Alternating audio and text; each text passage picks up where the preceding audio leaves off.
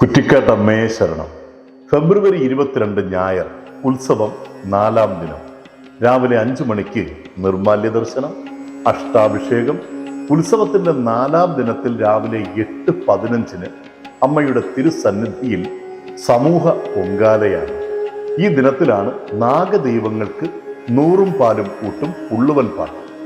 ഉത്സവത്തിന്റെ 4-ാം ദിനത്തിൽ 2ാമത് പടുക്ക സമർപ്പണ ഘോഷയാത്ര കുറ്റിക്കാട്ടമ്മയുടെ സന്നിധിയിൽ എത്തിച്ചേരും.